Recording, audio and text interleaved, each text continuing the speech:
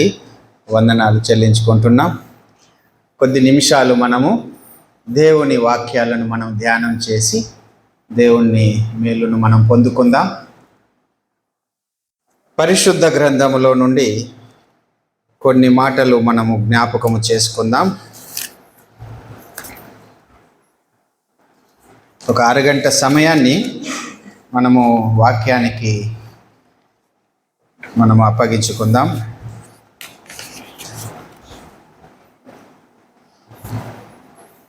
ద్వితీయోపదేశ కాండము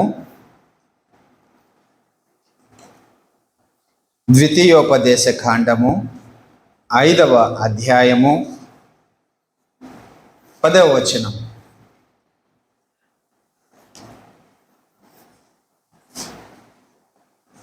ద్వితీయోపదేశ కాండము 5వ అధ్యాయము 10వ వచనం చదువుకుందాం.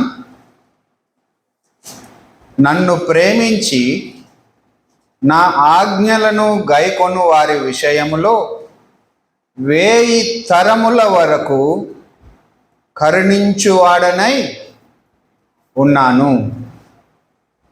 నన్ను ప్రేమించి నా ఆజ్ఞలను గైకొను వారి విషయములో 1000 తరముల వరకు కరుణించువాడనై ఉన్నాను. ప్రార్థన చేసుకుందాం.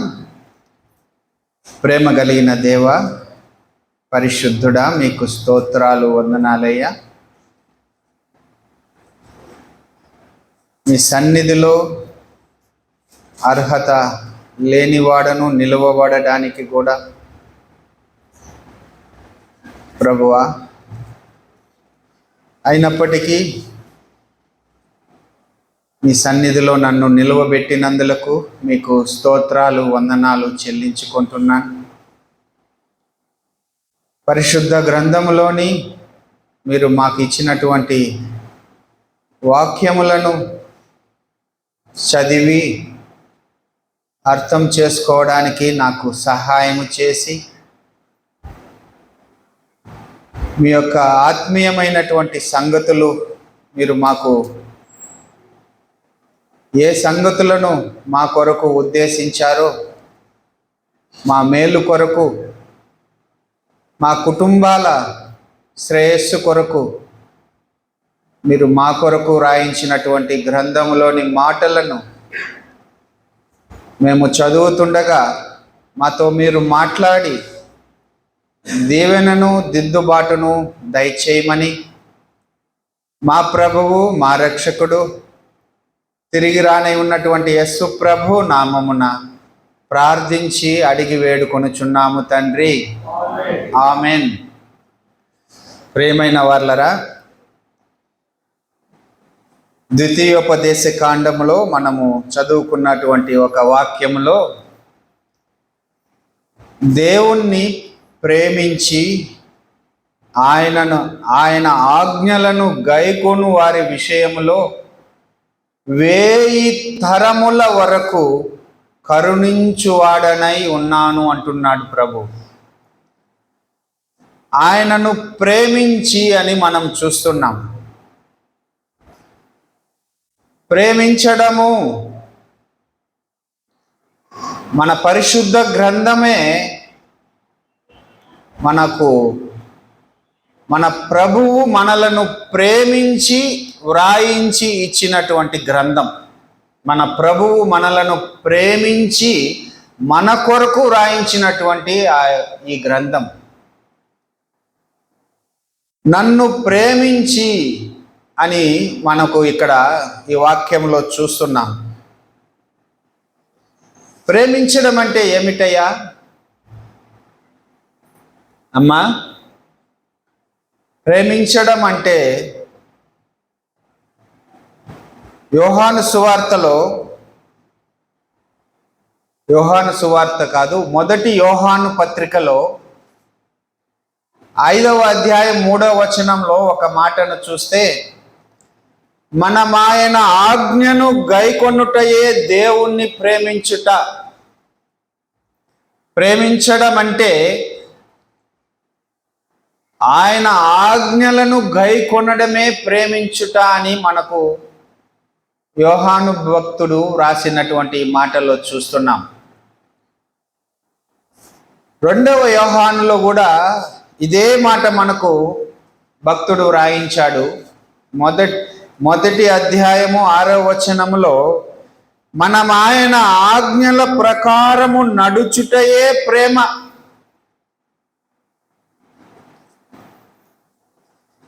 ఆయన ఆజ్ఞలను గైకొనుటయే ప్రేమ. ప్రేమైన వార్లరా, దేవుని గ్రంథములో వ్రాయబడినటువంటి ఆజ్ఞల ప్రకారము మనము నడుచుకొనడమే ప్రేమ. దేవుణ్ణి మనము ప్రేమిస్తున్నాము అనడానికి ఒక నిదర్శనం ఆయన ఆజ్ఞలను పాటించడమే.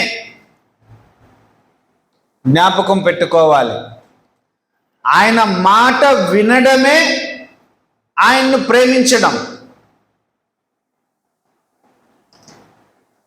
ఒక ఇంటిలో కుమారుడు తండ్రి మాట వింటున్నాడు అంటే ఆ కుమారుడు తండ్రిని ప్రేమిస్తున్నాడు అని అర్థం. తల్లిదండ్రులు చెప్పిన మాట బిడ్డలు వింటున్నారు అంటే దాని అర్థం ఆ బిడ్డలు తల్లిదండ్రులను ప్రేమిస్తున్నారు. అదే ప్రేమ. మాట వినడమే ప్రేమ, ఆజ్ఞలను పాటించడమే ప్రేమ. ప్రేమైన వార్లరా, ఆది కాండంలో ఆదాము హవ్వలు వాళ్ళు దేవుణ్ణి ప్రేమించలేదు. అది ఎలా మనకు అర్థమవుతుందంటే ఆయన ఆజ్ఞను వాళ్ళు పాటించలేదు. తినవద్దు అని చెప్పినా కూడా వాళ్ళు తిన్నారు అంటే వాళ్ళు దేవుణ్ణి ప్రేమించలేదు. ప్రియమైన వార్లారా, ఈరోజు నేను ఒక మాట అప్పుడప్పుడు చెబుతూ ఉంటాను. కొంచెం కఠినమైనటువంటి మాటలు మనకు ఎంతో మేలు చేస్తాయి. డాక్టర్ ఇచ్చే టాబ్లెట్ కూడా కొంత చేదుగా ఉంటుంది. ఎందుకంటే అది మన ఆరోగ్యానికి మంచిది. కొంత కఠినమైన మాట అయినప్పటికీ మన జీవితానికి ఎంతో మేలు చేస్తుంది. ఆదికాండం 3వ అధ్యాయం 23వ వచనములో దేవుడైన యెహోవా అతడు ఏ నేల నుండి తీయబడెనో దాన్ని సేద్యపరుచుటకు ఏదెను తోటలో నుండి అతనిని పంపివేసెను. ఆదామును దేవుడు ఏదెను తోటలో నుండి పంపివేసెను అని మనం చూస్తున్నాం. కారణం ఏమయ్యి అంటే ఆదాము దేవుని మాట వినల, పంపించేశాడు. ప్రియమైన వార్లారా, ఏదెను తోట సర్వ సమృద్ధి కలిగినటువంటి తోట, అన్ని సమకూర్చబడినటువంటి ఒక స్థలం, సమస్తము ఉన్నవి. ఆదాము హవ్వలకు కావలసినవన్నీ దేవుడు సమకూర్చి వాళ్ళని అక్కడ ఉంచాడు. కానీ దేవుడు వాళ్ళను పంపించేశాడు. దేవుని మాట, దేవుని ఆజ్ఞ పాటించని కారణంగా వాళ్ళు అక్కడ నుంచి వెళ్ళిపోయారు. దేవుడు పంపించేశాడు. సంతోషానికి దూరంగా, ఆనందానికి దూరంగా, వాళ్ళు వెళ్ళిపోయినట్లుగా మనం చూస్తున్నాం. ప్రియమైన వారలారా, ఈరోజు ఇలా మనం ఒక ఆలోచన చేద్దాం. ఎలా అంటే, మన కుటుంబంలో నెమ్మది లేకుండా ఉన్నామా? అయ్యా, మన కుటుంబంలో నిద్ర లేకుండా నువ్వేమన్నా రాత్రులు గడుపుతున్నావా? ఒక్కసారి ఆలోచన చేద్దాం. ఎందుకు మనకు ఈ కష్టము? మన కుటుంబంలో ఎందుకయ్యా ఈ బాధ? కొన్ని సమయాలలో మనం ఆలోచన చేయాలి. మనం ఏమన్నా దేవునికి దూరం అయ్యామా అమ్మా? ఇలా మనం ఆలోచన చేయాలి అప్పుడప్పుడు. అది మనకు మంచిది, మన కుటుంబానికి మంచిది, మన బిడ్డలకు మంచిది. ఏదన్నా తప్పు చేశామా? దేవుడు మనలను దేవుని సన్నిధి నుండి ఆయన దూరపరిచాడా? మన ప్రార్థన ఆయన వినడం లేదా? ఇలా మనం ఆలోచన చేయడం మనకు మంచిది. ప్రియమైన వారలారా, జ్ఞాపకము చేసుకుందాం. ప్రభువు ప్రారంభ రోజుల్లో ఆదాము హవ్వలతో ఒక స్నేహితుడుగా మాట్లాడినటువంటి ప్రభువు దేవుడిని మనం చూస్తున్నాం. ఒక స్నేహితుడిలాగా, ఆదామా సాయంత్ర సమయంలో వచ్చి మాట్లాడేవాడంట. అలాంటి స్నేహితుణ్ణి ఆదాము దూరం చేసుకునే పరిస్థితి, దూరం చేసుకున్నాడు. మాట వినలేదు. ప్రియమైన వారలారా, జ్ఞాపకము చేసుకుందాం. దేవుడు ప్రేమ స్వరూపి. వాళ్ళను వెళ్ళగొట్టినా కూడా దేవుడు ఏం చేశాడయ్యా అంటే, 3వ అధ్యాయం 21వ వచనములో, దేవుడైన యెహోవా ఆదామునకును అతని భార్యకును చర్మపు చొక్కాయిలను చేయించి వారికి తొడిగించెను. అంత ప్రేమిస్తున్నాడయ్యా. వాళ్ళు మాట వినకపోయినా, ఆజ్ఞను అతిక్రమించినా దేవుడు వాళ్ళను ప్రేమిస్తున్నాడు.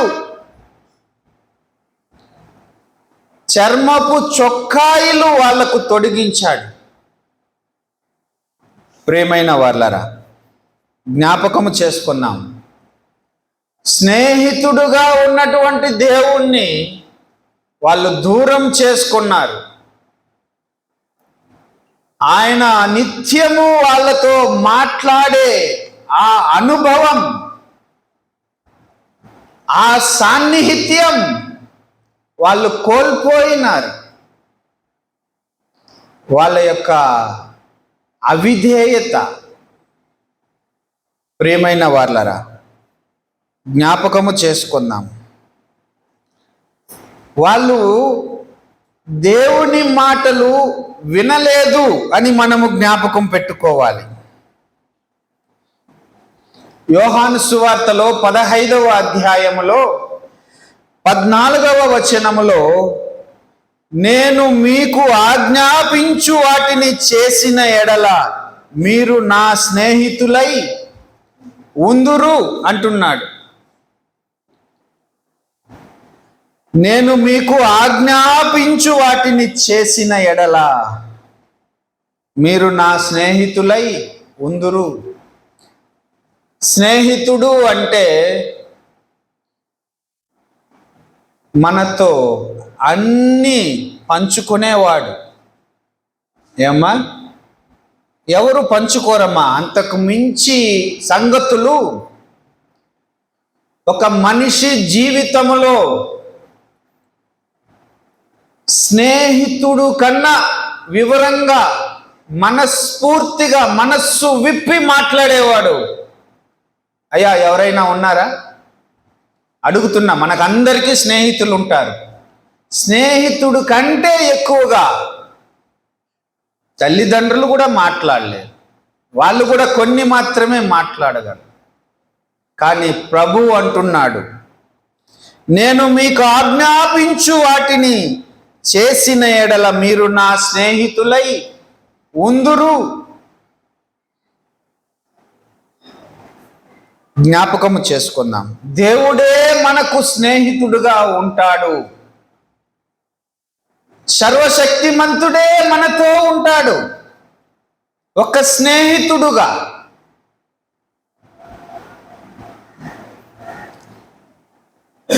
సామెతల గ్రంథంలో నిజమైన స్నేహితుడు విడువక ప్రేమించును.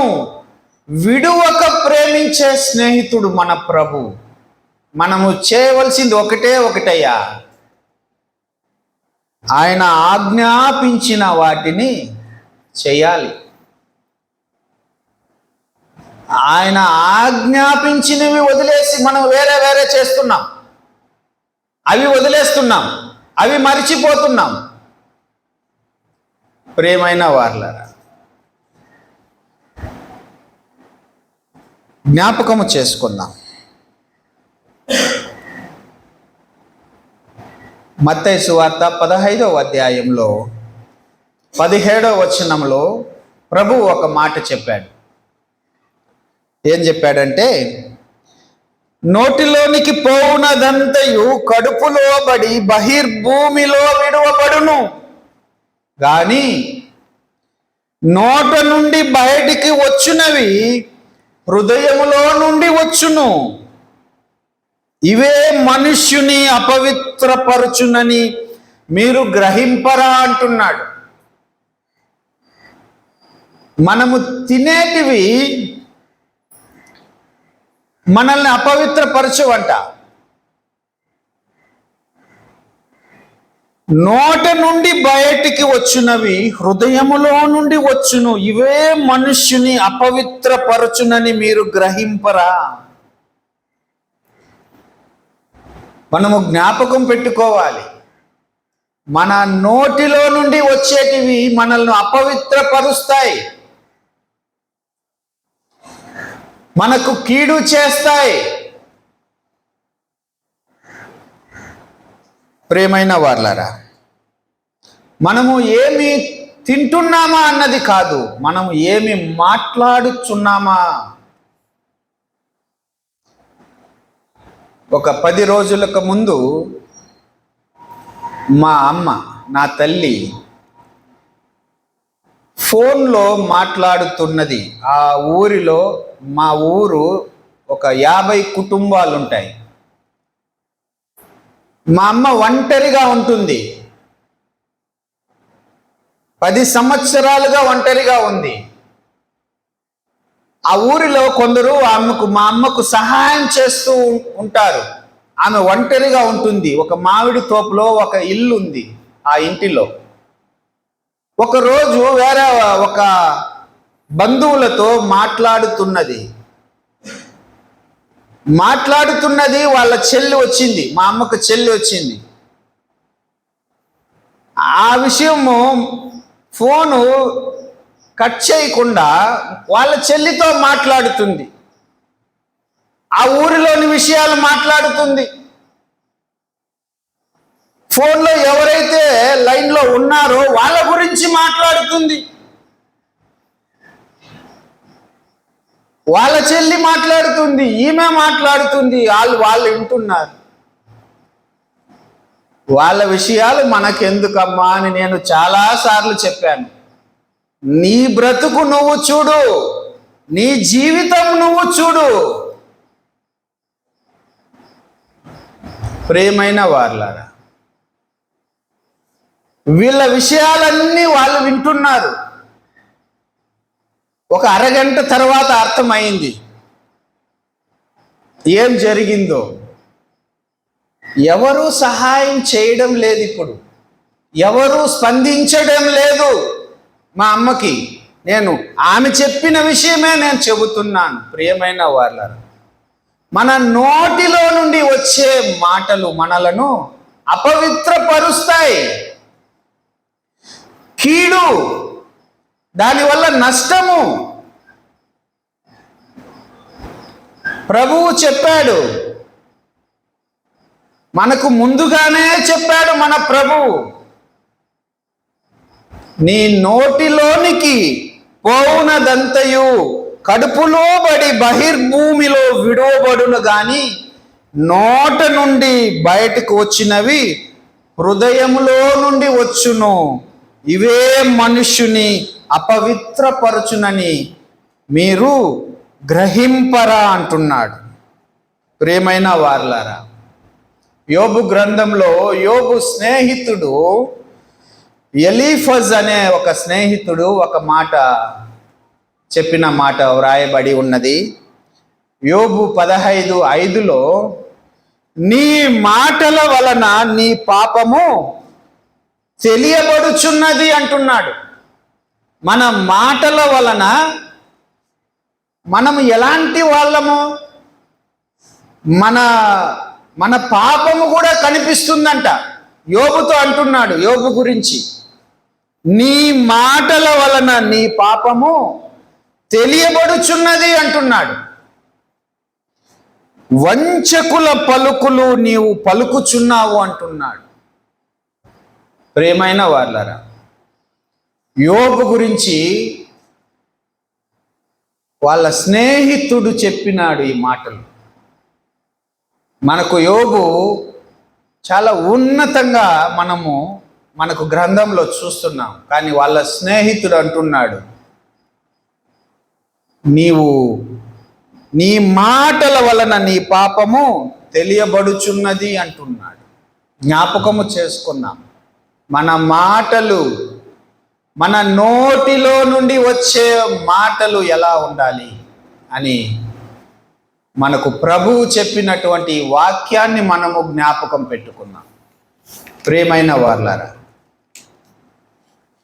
మత్తయి సువార్త 5వ అధ్యాయం 16వ వచనంలో మనుష్యులు మీ సత్క్రియలను చూచి పరలోకమందున్న మీ తండ్రిని మహిమపరచునట్లు వారి ఎదుట మీ వెలుగు ప్రకాశింపనీయుడి. మనం ఎలా ఉండాలయ్యా? మన సత్క్రియలను చూసి పరలోకమందున్న తండ్రిని మహిమపరచాలంట మనుష్యులు. మన ప్రవర్తన ఎలా ఉండాలని దేవుడు చెబుతున్నాడు. మన చుట్టుపక్కల ఉండేవాళ్ళు మన సత్క్రియలను చూసి పరలోకమందున్న మీ తండ్రిని మహిమపరచునట్లు వారి ఎదుట మీ వెలుగు ప్రకాశింపనీయుడి. ప్రియమైన వారలారా, వెలుగు మనము నడుచుకునే పద్ధతి, మనము నడుచుకునే విధానం, ఇతరులకు మనము వెలుగుగా ఉండాలంటున్నాడు. ఇతరులకు దారి చూపించే వాళ్ళుగా ఉండాలని అంటున్నాడు ప్రభువు. మీ వెలుగు ప్రకాశింపనీయుడి, అలా ఉండాలి. ప్రియమైన వారలారా, మన ప్రభువుని ఘనపరచాలి ఇతరులు. ఆ బ్రదరా, ఆ సిస్టరా, వెరీ గుడ్, వెరీ గుడ్ అనాలి. మన చుట్టుపక్కల ఉన్నవాళ్ళు జ్ఞాపకము చేసుకుందాం, మన ప్రభువుని ఘనపరచాలి. వాళ్ళు యేసు ప్రభువుని నమ్ముకున్నటువంటి వాళ్ళు అని మనలను చూసి వాళ్ళు చెప్పుకోవాలి. మన ప్రవర్తన చూసి వాళ్ళు మాట్లాడుకోవాలి. ప్రియమైన వారలారా, క్రైస్తవులము అని మనము చెప్పుకుంటాం. క్రైస్తవులంటే ఇలా ఉంటారు అని చెప్పుకునేలా ఉండాలి. మనుష్యులు మీ సత్క్రియలను చూచి పరలోకమందున్న మీ తండ్రిని మహిమపరచునట్లు వారి ఎదుట మీ వెలుగు ప్రకాశింపనీయుడి. జ్ఞాపకం పెట్టుకుందాం ప్రియమైన వారలారా. పెద్దలు విజయనాథరావు గారు మా ఇంటికి వచ్చారు. ఒకరోజు భోజనానికి ఆహ్వానించాం. సరే 10 నిమిషాలు భోజనం ఆలస్యం అయ్యింది. నేను చిన్నగా ఆయనతో మాట్లాడుతున్నాను. సార్, చాలామంది ప్రభువుని నమ్ముకుంటున్నారు, మా బంధువులు నమ్ముకోవడం లేదే, మా అమ్మా నాన్న నమ్ముకోలేదే, మా తమ్ముడు నమ్ముకోలేదే అని నేను ఒక మాట అడిగాను. అప్పుడు ఆ పెద్ద ఆయన, ఆ సార్ ఏమన్నారంటే, నీ ప్రవర్తన ముందు నువ్వు జాగ్రత్తగా చూసుకో. నువ్వు దేవుని గురించి చెప్పినా, సువార్త చెప్పినా చాలామంది వాళ్ళు మారు మనస్సు పొందరు. కానీ నీ ప్రవర్తనను చూసి వాళ్ళు మారు మనస్సు పొందే అవకాశం ఉందని చెప్పినాడు. మా అమ్మ, మా నాయన, మా తమ్ముడు మారాలంటే ఫస్ట్ నీ ప్రవర్తనను నువ్వు కాపాడుకో అన్నాడు. ప్రియమైన వాళ్ళరా, ఆ విషయం నాకు అలాగే స్థిరంగా నాటుకుపోయింది నా మనసులో. నువ్వు ఎలా జీవించాలో అలాగే జీవించు. నువ్వు దేవుణ్ణి నమ్ముకున్నావు కదా, నువ్వు దేవుని బిడ్డగానే జీవించు అంటున్నాడు ఆయన. సమయం వచ్చినప్పుడు వాళ్ళు మారుతారు, దేవుడే కార్యం చేస్తాడని విజయనాథరావు సార్ చెప్పారు. ప్రియమైన వాళ్ళరా, జ్ఞాపకము చేసుకున్నాం. రోమా పత్రికలో 1వ అధ్యాయంలో 18వ వచనములో, దుర్నీతి చేత సత్యమును అడ్డగించు మనుష్యుల యొక్క సమస్త భక్తిహీనత మీదను దుర్నీతి మీదను దేవుని కోపము పరలోకము నుండి బయలుపరచబడుచున్నది అని మనం చూస్తున్నాం. దుర్నీతి చేత సత్యమును అడ్డగించు మనుష్యుల యొక్క సమస్త భక్తిహీనత మీదను. జ్ఞాపకము చేసుకుందాం. దేవుని కోపము పరలోకము నుండి బయలుపరచబడుచున్నది అంటున్నాడు. ఈ భక్తిహీనత అనేది, ఈ సత్యమును అడ్డగించే దుర్నీతి అనేది ఎక్కడ ఉంటుందో దేవుని కోపము ఉంటుంది అని మనము జ్ఞాపకము చేసుకోవాలి. ఈ భక్తిహీనులంటే ఎవరయ్యా అంటే, దేవుణ్ణి విశ్వసించి దేవుణ్ణి విడిచిపెట్టినటువంటి వాళ్ళు ఈ భక్తిహీనులు అనేవాళ్ళు. దుర్నీతి చేత సత్యమును అడ్డగించు మనుష్యుల యొక్క సమస్త భక్తిహీనత మీదను దుర్నీతి మీదను దేవుని కోపము పరలోకము నుండి బయలుపరచబడుచున్నది. జ్ఞాపకం పెట్టుకుందాం. దేవుణ్ణి విడిచిపెట్టిన వాళ్ళ మీద దేవుని కోపం ఉంటుంది. వాళ్ళే భక్తిహీనులంటే. ప్రియమైన వాళ్ళారా, దేవుని బిడ్డలు, దేవుని సొత్తు, దేవుని సంతానమును బాధపరిచే వాళ్ళ మీద దేవుని కోపం ఉంటుందని కూడా మనము జ్ఞాపకం చేసుకోవాలి. ప్రియమైన వాళ్ళారా, సత్యమును ఆటంకపరిచే వాళ్ళు దేవుని కోపమునకు గురవుతారు. జ్ఞాపకం పెట్టుకుందాం. దేవుని కోపము మనము పరిశుద్ధ గ్రంథంలో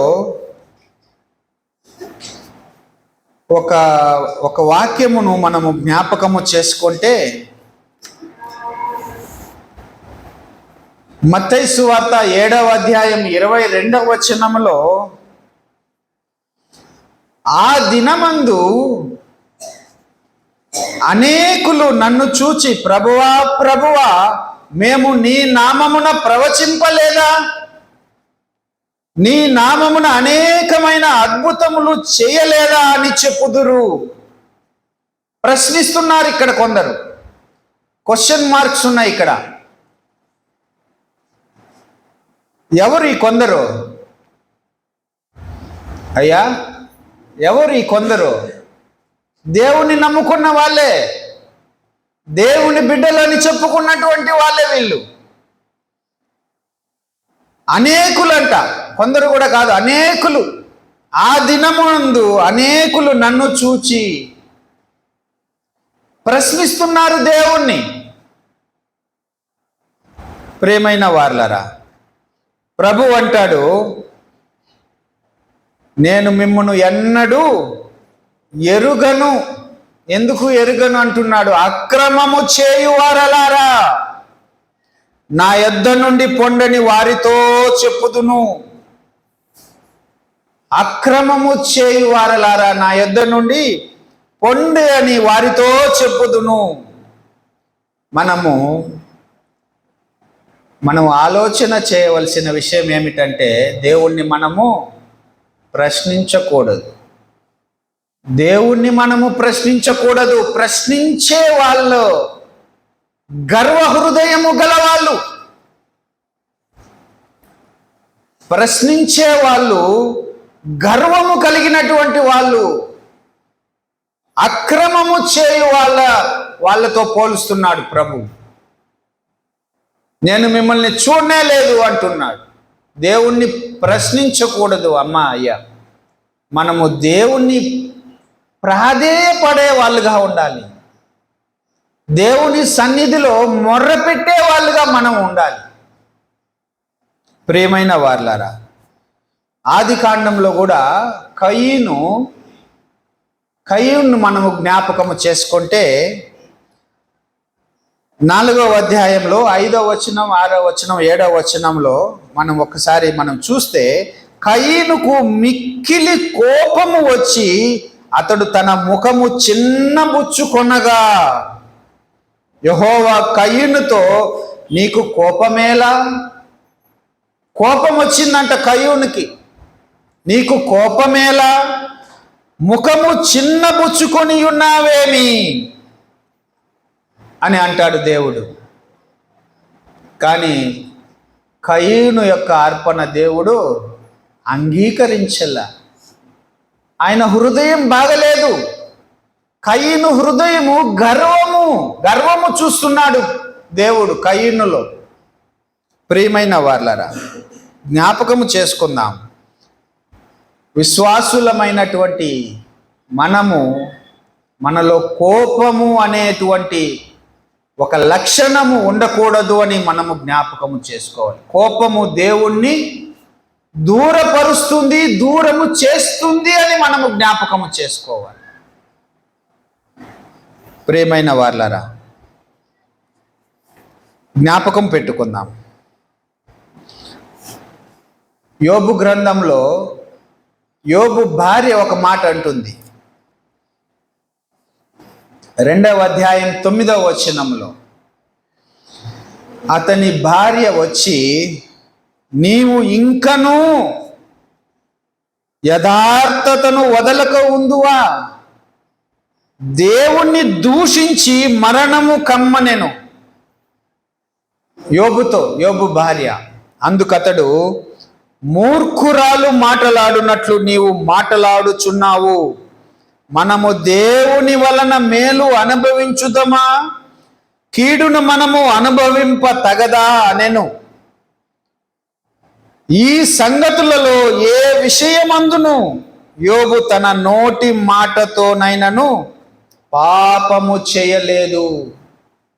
నోటి మాటతో పాపము చేయలేదు అని మనం ఇక్కడ గ్రంథంలో చూస్తున్నాం. ప్రియమైన వార్లారా, జ్ఞాపకము చేసుకుందాం. యోబు దేవుని మీద కోపపడలేదు. ఆ సమయంలో, ఆ సందర్భంలో నోటి మాటతో కూడా పాపము చేయలేదు అని మనము జ్ఞాపకము చేసుకుంటున్నాం.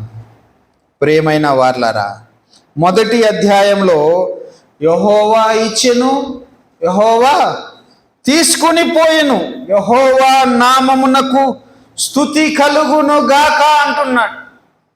ఆయనే ఇచ్చాడు, ఆయనే తీసుకొని పోయినాడు. యెహోవా నామమునకు స్తుతి కలుగును గాక అని అంటున్నాడు. ప్రియమైన వార్లారా, ఆయన నోటి మాటతో కూడా పాపము చేయలేదు అని గ్రంథంలో వ్రాయబడి ఉంది. జ్ఞాపకము చేసుకుందాం. నా జీవితంలో ఇదే మాట ఒకరోజు నేను సహోదరి వాళ్ళ తమ్ముడితో చెప్పాను. నాకు మా నాన్నగారికి కొంత గొడవ, నాకు రావాల్సినటువంటి ఒక పొలము ఆస్తిలో నాకు మా నాన్నకి గొడవ. నాకు వదిలిపెట్టేయి అన్నాడు ఆయన. నాకు కావాలి అని అడిగాడు.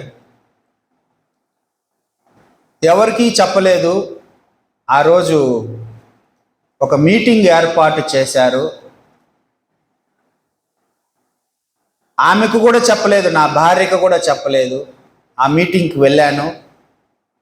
ఒక 3 పెద్ద మనుషులు, మీ నాన్నకి ఇచ్చేయబ్బా, ఎన్నాళ్ళు ఉంటుంది నీ మీద కోపము, మళ్ళీ కోపం తగ్గితే మరలా నీకే కదా, నీ ఆస్తి నీదే కదా అన్నారు. సరే, ఒక సంతకం పెట్టమన్నారు. నాకు ఆ ఆస్తికి ఎలాంటి సంబంధం లేదని వ్రాసుకొని తెచ్చారు. సరే, ఆయనకు ఆ సంతకం కావాలని మా నాన్నకు, సరే నీ సంతోషమే అలా అని నేను కూడా సరే అని సంతకం పెట్టి ఆ ఆస్తిని నాది కాదు అని వాళ్ళు చెప్పినట్టుగా ఒక సంతకం పెట్టేసి నేను తిరిగి మా ఊరికి వెళ్ళాను. అక్కడ మా ఊరంటే సహోదరి వాళ్ళ ఊర్లో అక్కడ ఉన్నారు ఆ రోజు. నేను ఇక్కడి నుంచి అక్కడికి వెళ్ళడానికి గంట సమయం లేదు, ఒక 50 నిమిషాలు పట్టింది. అంత లోపలనే విషయాలన్నీ తెలిసిపోయినాయి. ఇలా జరిగిందని ఫోన్ కాల్ ద్వారా వచ్చాడు, సంతకం పెట్టమంటే పెట్టేశాడు, వెళ్ళిపోయినాడు అని విషయం అయితే తెలిసిపోయింది. అక్కడికి వెళ్ళడమే అడిగాడు సహోదరి తమ్ముడు, బావా ఎందుకు సంతకం పెట్టావు బావా అని. నాకు యోబు గుర్తొచ్చినాడు. ప్రియమైన వారలారా, సంతకము పెట్టడానికి ముందు కూడా నేను ప్రార్థన చేసుకున్నాను. కీర్తనల గ్రంథము 92వ కీర్తన దేవుడు నాకు ఆ రోజు చూపించాడు. 12వ వచనం, కీర్తనలు 92:12. నీతిమంతులు ఖర్జూర వృక్షము వలె మొవ్వవేయుదురు, లెబానోను మీది దేవదారు వృక్షము వలె వారు ఎదుగుదురు. ప్రభువు ఈ వాక్యం ద్వారా నాతో మాట్లాడాడు. అంటే నువ్వు ఒక చిగురించే వ్యక్తిగా ఉంటావు అని దేవుడు నాతో ఈ వాక్యం ద్వారా చెప్పాడు.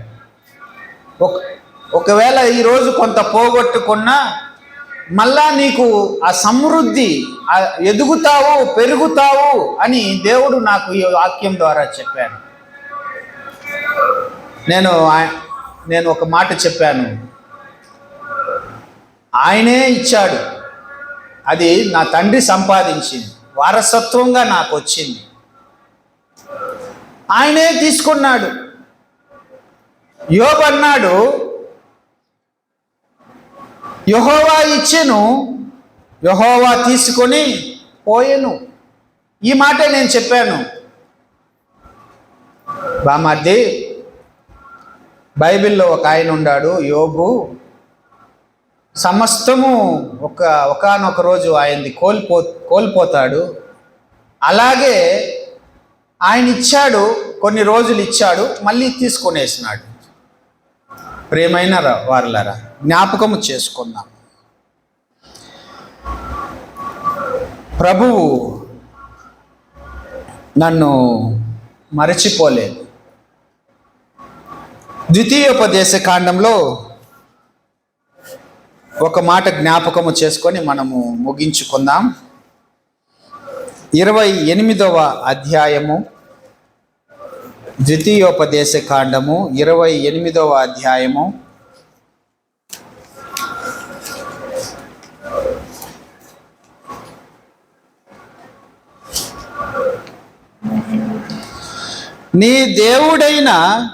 నీవు నీ దేవుడైన యెహోవా మాట శ్రద్ధగా విని నేడు నేను నీకు ఆజ్ఞాపించుచున్న ఆయన ఆజ్ఞలన్నిటినీ అనుసరించి నడుచుకునిన ఎడల నీ దేవుడైన యెహోవా భూమి మీదనున్న సమస్త జనముల కంటే నిన్ను హెచ్చించును. ప్రియమైన వారలారా, జ్ఞాపకము చేసుకుందాం. నీవు నీ దేవుడైన యెహోవా మాట శ్రద్ధగా విని నేడు నేను నీకు ఆజ్ఞాపించుచున్న ఆయన ఆజ్ఞలన్నిటినీ అనుసరించి నడుచుకొనిన ఎడల అని మనం చూస్తున్నాం. నీ దేవుడైన యెహోవా భూమి మీదనున్న సమస్త జనముల కంటే నిన్ను హెచ్చించును. ఆయన హెచ్చించేవాడు. ప్రియమైన వారలారా, జ్ఞాపకము చేసుకున్నాం. నన్ను ప్రేమించి నా ఆజ్ఞలను గైకొని వారి విషయంలో 1000 తరముల వరకు కరుణించు వాడనై ఉన్నాను అంటున్నాడు. ఆయన ఆజ్ఞలను మనము పాటించే వాళ్ళుగా ఉండాలి. ఆయన ఆజ్ఞలను అనుసరించి నడుచుకునే వాళ్ళుగా ఉండాలి. ఆ రోజు ఎంత విలువైన ఆ యొక్క ఆస్తిలో భాగమో నాకైతే తెలియదు, కానీ దేవుడు నాకు అనుగ్రహించాడు. ఆ రోజు కంటే ఈరోజు నేను దేవుని సన్నిధిలో నిలువబడి చెప్పగలను, నేను సంతోషంగా ఉన్నాను. దేవుడు నాకు పోగొట్టుకున్న దాన్ని ఆ బాధ ఒకరోజు ఒక నెల ఉన్నింది, కానీ ఈరోజు నాకు ఆ బాధ లేదు. దేవుడు నాకు ఇచ్చాడు. ఆయన ఇచ్చేవాడు, ఆయన దీవించేవాడు. ప్రియమైన వారలారా, జ్ఞాపకం పెట్టుకుందాం. ఆయన ఆజ్ఞలను మనము నడుచుకునే వాళ్ళుగా ఉంటే చాలు. 1000 తరముల వరకు కరుణించు వాడనై ఉన్నాను అంటున్నాడు. ప్రియమైన వారలారా, జ్ఞాపకం చేసుకుందాం. దేవుని బిడ్డలము, దేవుని సొత్తు, రాజులైన యాజక సమూహము. మనం రాజులైన యాజక సమూహం అని మనకు దేవుడు పేరు పెట్టాడు. ఆయన ఆజ్ఞలను పాటించే వాళ్ళుగా మనం ఉండాలి. ఆయన మనకు ఏవైతే చెప్పాడో, ఏ విషయాలైతే మనకు బోధించాడో అవి మనము మరిచిపోకుండా మనము జ్ఞాపకం పెట్టుకొని కొనసాగే వాళ్ళుగా ఉండాలి. ప్రకాశించే వాళ్ళుగా ఉండాలి. దేవుని నామమునకు సిగ్గు కలుగకుండా, అవమానము తేకుండా మనము జీవించాలని జ్ఞాపకం పెట్టుకుందాం. ప్రార్థన చేసుకుందాం. ప్రేమ కలిగిన దేవా, పరిశుద్ధుడా, మీకు స్తోత్రాలు, వందనాలయ్యా. మరి ఒక ప్రభు దినాన్ని